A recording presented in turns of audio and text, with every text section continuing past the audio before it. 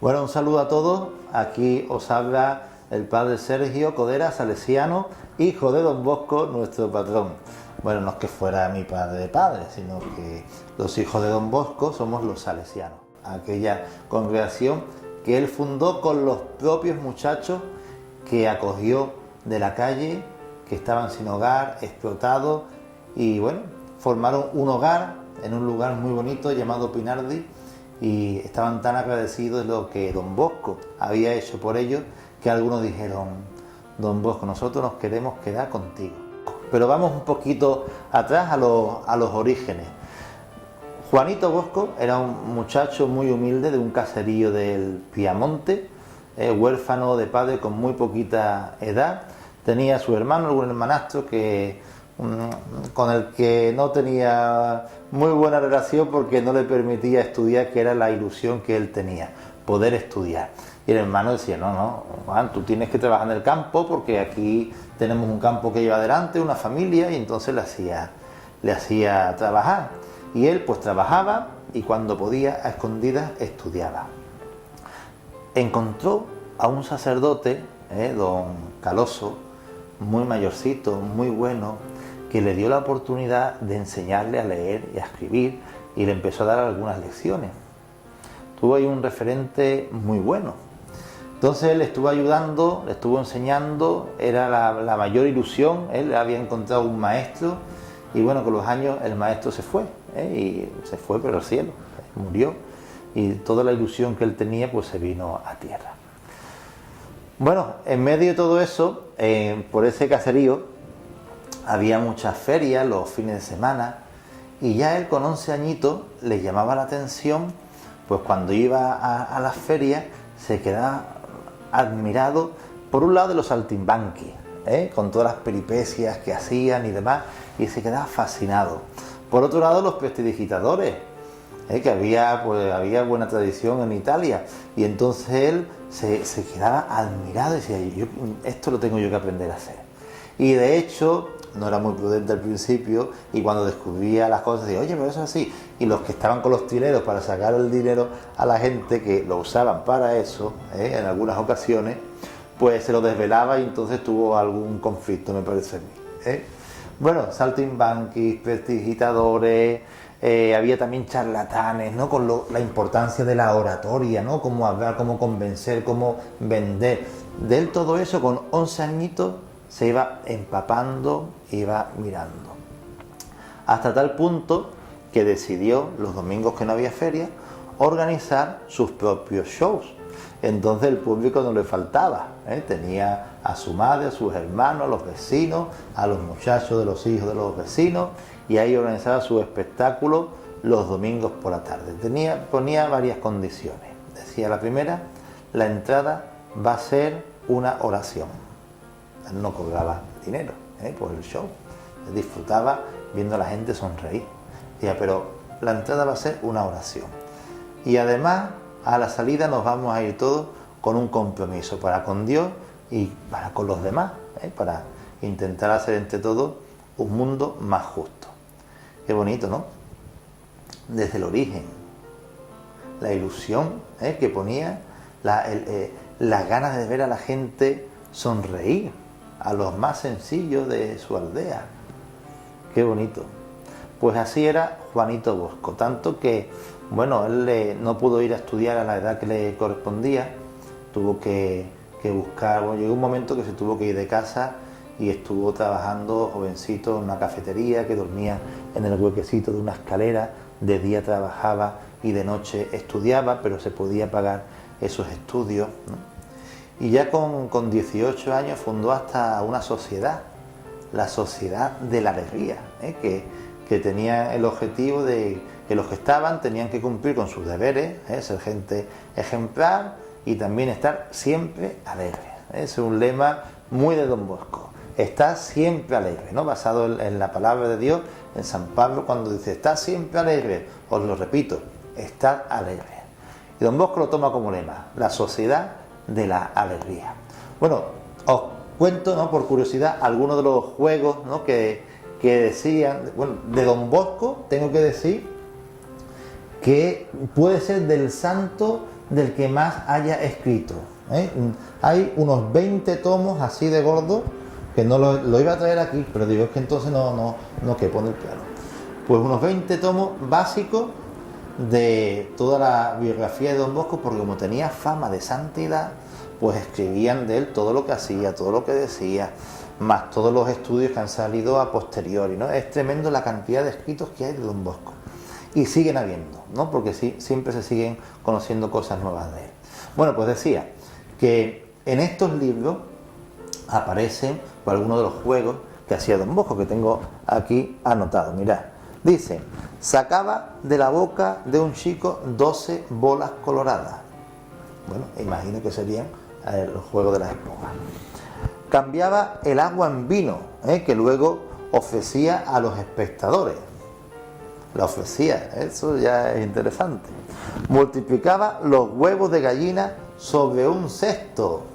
Buenas manipulaciones, Sacaba del bolso de una señora una paloma. El susto que se pegaría la señora al sacarle la paloma.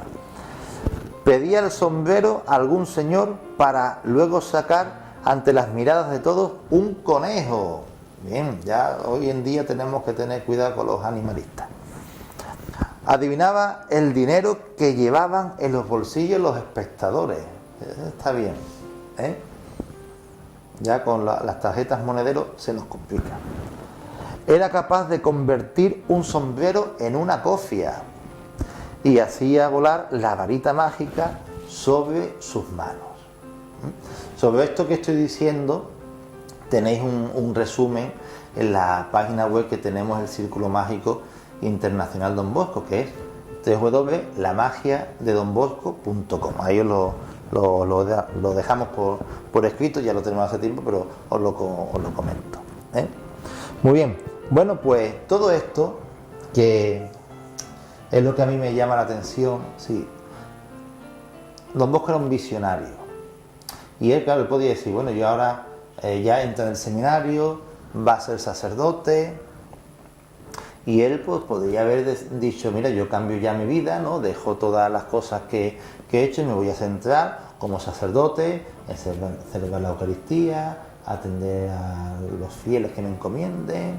Además que en esa época pues los sacerdotes, para poder comerse, tendrían que buscar una buena feligresía que les pagase, ¿no?, su mantenimiento.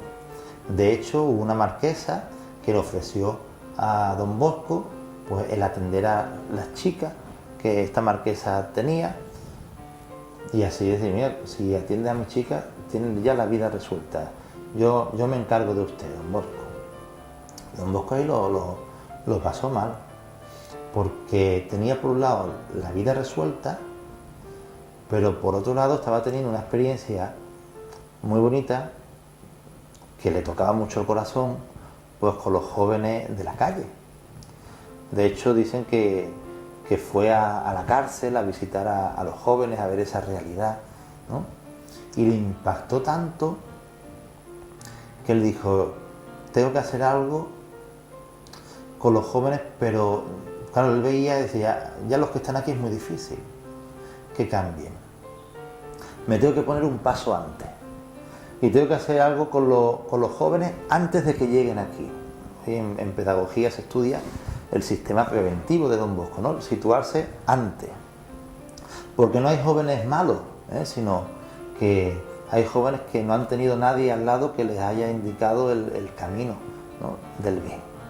Y él lo vive eso como compromiso. Entonces tiene que elegir entre la vida segura, con las muchachas de la marquesa, atenderlas espiritualmente, ya no se tenía que preocupar de nada, o esos jóvenes de la calle, desprotegidos, que nadie quiere, que los tienen explotados, porque estamos en plena revolución industrial.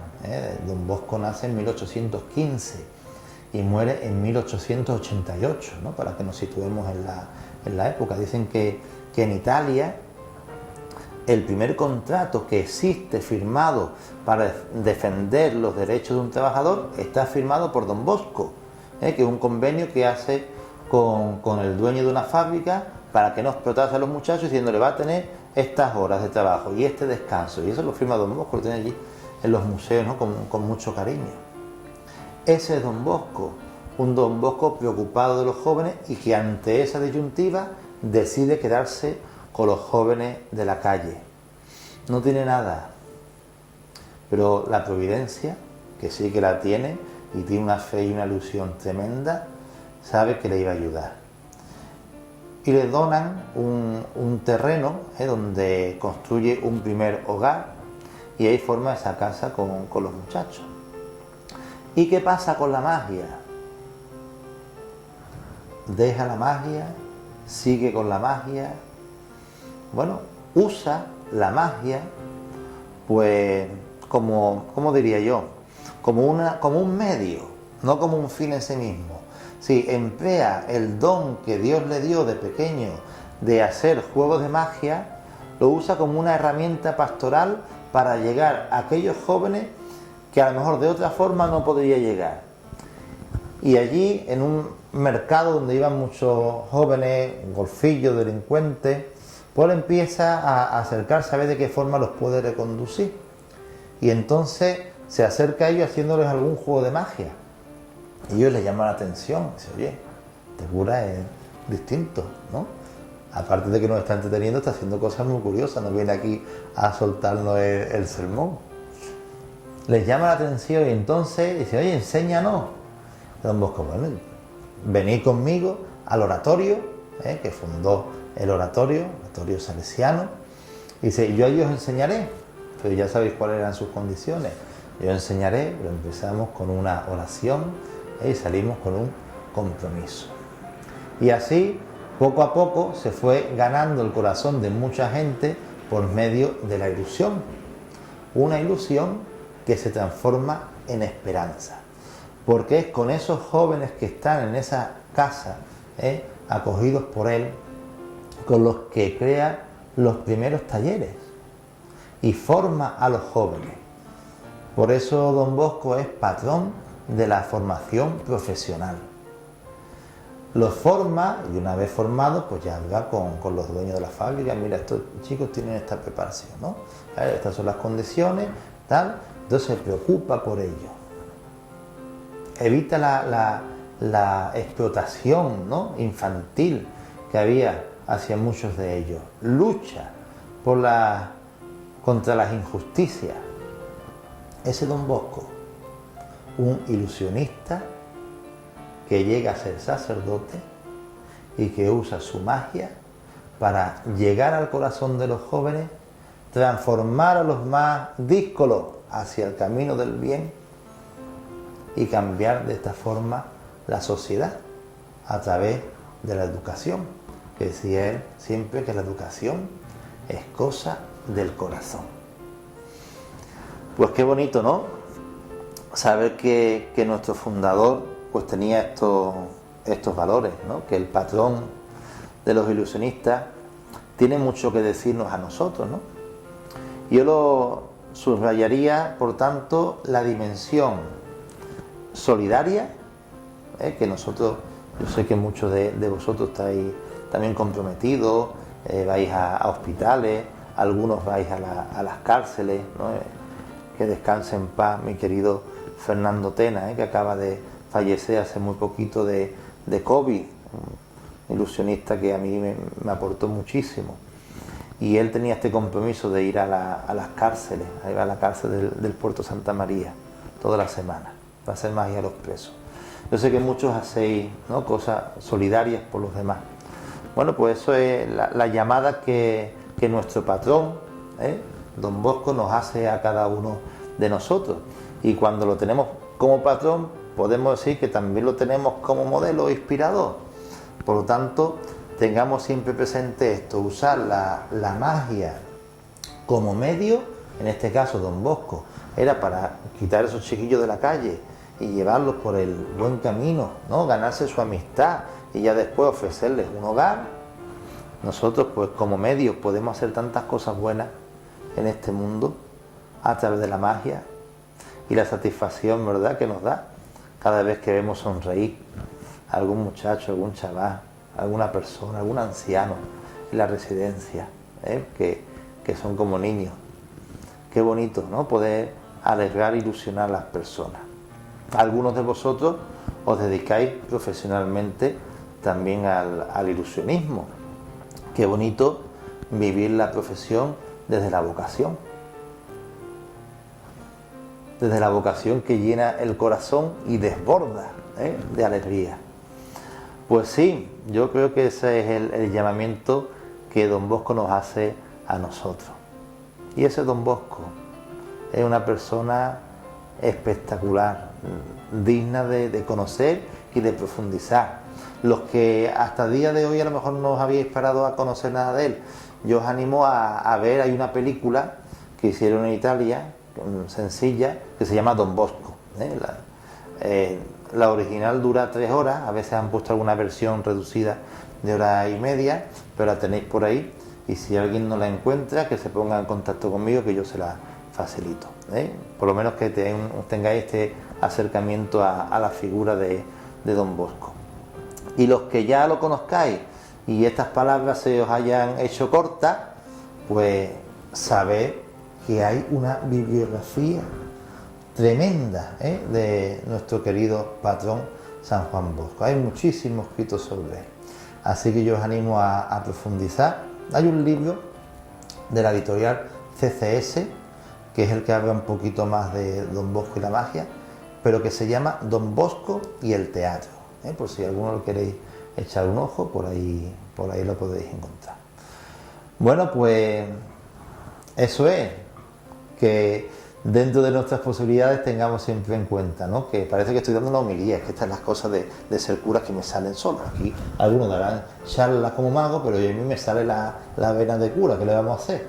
Pues voy a dar este pensamiento final, ¿no? Es decir, usar la magia como hacía Don Bosco, como medio, no como fin en sí mismo, para llegar, ¿no?, a la gente como muchos hacéis, Y después también, pues, este lado solidario, comprometido con la realidad, que también me consta que muchos hacéis con unas cosas con otras. De esa forma, nuestro querido Don Bosco podrá estar muy orgulloso de nosotros y podemos decir con la boca bien ancha que Don Bosco es nuestro patrón. Que también nosotros transformemos muchas vidas y hagamos mucho bien, como Don Bosco. Esto me ha quedado cura total, Bueno, un abrazo para todos. Adiós. Y cualquier cosa que me tenéis, Ay, no lo puedo evitar. ¿Me sale? Una canción que dice: soy cura, cura, cura, que soy cura, mamacita, te bendigo también. Me voy. Que vaya muy bien todo, Muy bien, muy bien, muy bien. Y gracias por la invitación. Gracias de corazón.